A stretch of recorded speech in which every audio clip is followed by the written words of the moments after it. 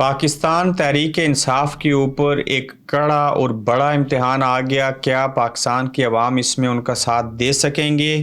कौन कौन इमरान खान की जानिब से टिकट दिए जाने पर इलेक्शन लड़ सकेगा? काशिफ अब्बासी डट गए, किताबचे को मानने से इनकार किया, छुट्टियों पे चले गए। क्या वो वापस दोबारा आएंगे या नहीं? बड़ी खबर। एयरवाई के मालिक सलमान इकबाल साहब का बुलावा, उनको सख्त नोटिस दे दिया गया। बताया गया कि टीवी पर क्या दिखाना है और क्या नहीं दिखाना। मौलाना फजल रहमान साहब कहाँ चले गए? वो कतर में हैं या गज़ा में हैं या गज़वा में हैं? आज इसके ऊपर बात करेंगे।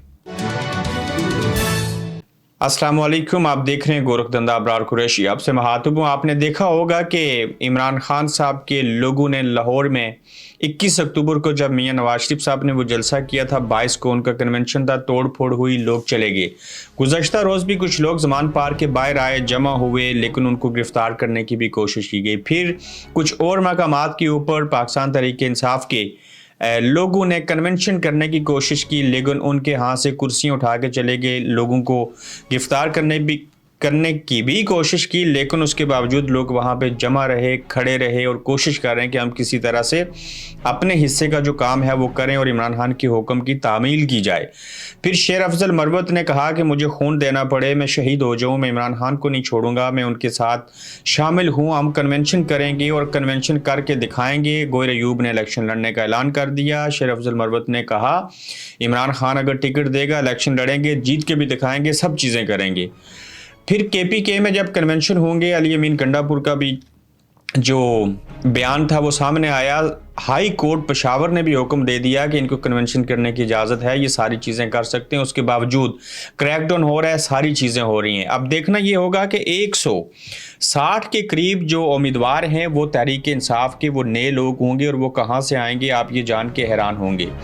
इस सिलसिले में इमरान खान ने ये फैसला किया है कि पाकिस्तान तहरीक इंसाफ के जो नए इंतखाबात में उम्मीदवार होंगे 160, उसके अंदर जो वकला होंगे उनको टिकट दिया जाएगा और इमरान खान की पार्टी के अंदर आइंदा वकला जो हैं वो बढ़ चढ़ के इलेक्शन में हिस्सा लेंगे। और उसकी वजह कि अब चूँकि सियासतदान जो थे MP MNA वो कुछ तो तहरीक चला नहीं सकते, बेशतर छोड़ के चले गए, कुछ मंजर से गायब हो गए, कुछ ने सियासत छोड़ दी, कुछ ने दूसरी पार्टीज़ को ज्वाइन कर लिया। तो इस सारे आलम के अंदर एक अजीब सी कैफियत है और इस मामले में वकला जो हैं वो टिकट लेंगे, फिर वो जीतेंगे भी और सारे अमल अमाल होंगे।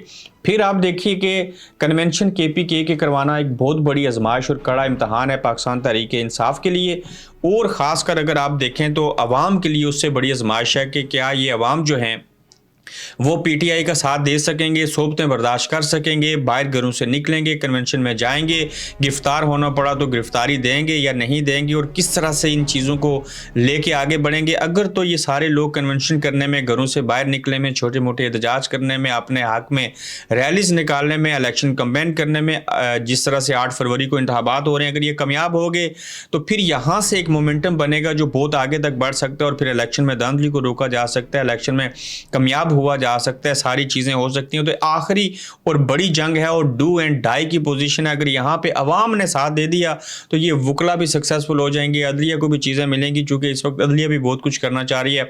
लेकिन काजी फायज ईसा साहब ने ना सिर्फ, हम ये नहीं कहेंगे बैत की, लेकिन वो मजबूर हैं और हिकमत से काम कर रहे हैं। समझ नहीं आ रही कि क्या चीज़ें की जाए। सबसे बड़ा अमल फिर कहूँगा, कोई भी जमात हो, नून लीग, पीपल्स पार्टी, मौलाना फजल रहमान साहब, इवन PTI जमात इस्लामी, अवाम अगर साथ देंगे तो ये तमाम कुव्वतों का इस्टेब्लिशमेंट समेत जो खिलवाड़ करना चाहता है उसका मुकाबला कर सकेंगे। और पाकिस्तान तहरीक इंसाफ के साथ तो बड़ी तादाद में अवाम हैं, ख़ासकर पढ़े लिखे इंटेलेक्चुअल यंग यूथ है उनके साथ। तो अगर ये लोग डट के खड़े हो गए तो इन्होंने काया पलट के रख देनी है और पाकिस्तान के अंदर बेहतरी आ जानी है। ये बात इमरान को वोट देने की नहीं है, इमरान को सपोर्ट करने की नहीं है, यहाँ बात अपना हक लेने की है, अपनी आवाज़ बुलंद करने की है, दूसरों से अपने हकूक लेने की है, जमहूरियत की है। है, आइन और कानून की बालादस्ती की बात है। वो कोई भी हो, इमरान खान की जगह बिलावल साहब आ जाएं, अगर वो ऐसे करते हैं तो मैं कहूँगा कि आप लोग जो हैं वो इन लोगों का साथ दें और चीज़ों को लेके आगे बढ़ें।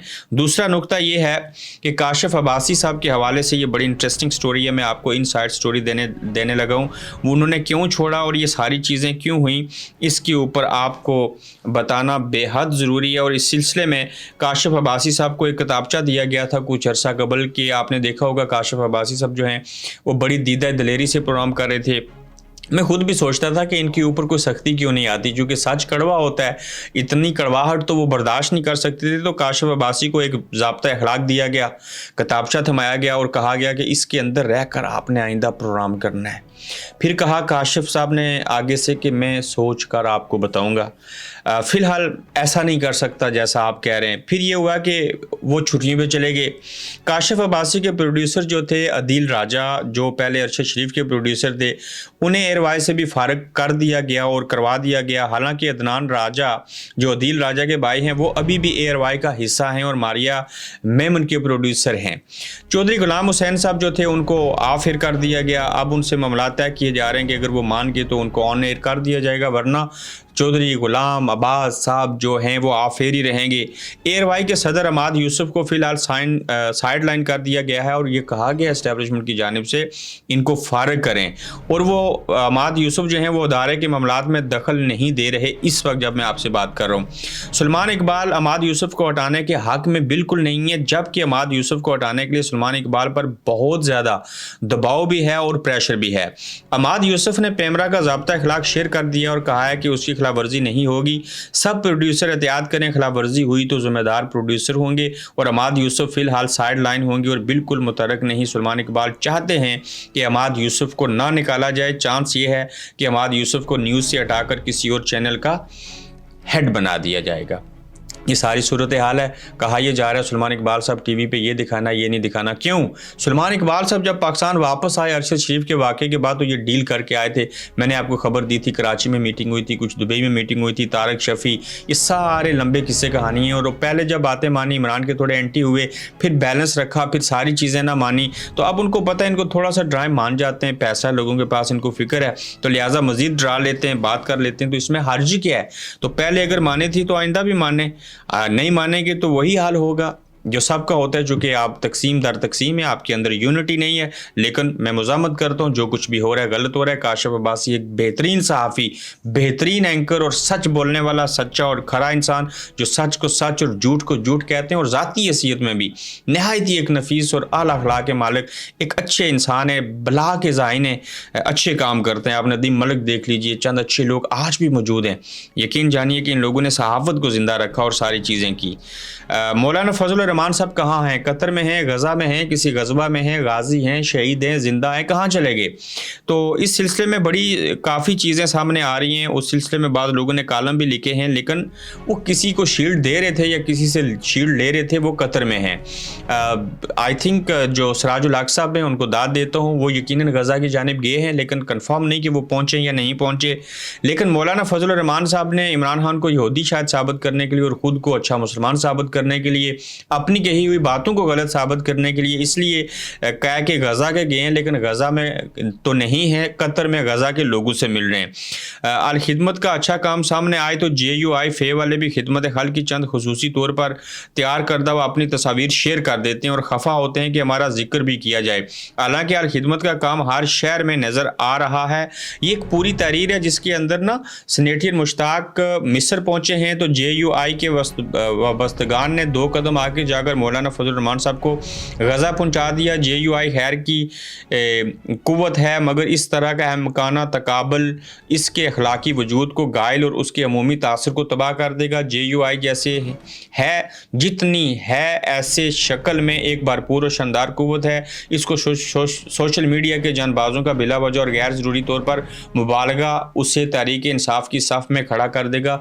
ये कहा जा रहा है जमात इस्लामी और मौलाना फजल रहमान साहब की जमात के जो लोग हैं वो मुकाबले की दौड़ में हैं कि हमारा लीडर कहाँ पे है, आपका लीडर कहाँ है, कोई किसी को गज़ा पहुँचा रहा है जबकि कोई कतर में है। तो इस स्टोरी को मैं इतना ही बयान करना चाहूँगा कि ये दिखावा है, बाकी नीयतें अमाल तो अल्लाह जानता है। अपना ख्याल रखिएगा, फिर आपसे इंशाल्लाह मुलाकात होगी। देख रहे हैं गोरखधंधा अब्रार कुरैशी के साथ।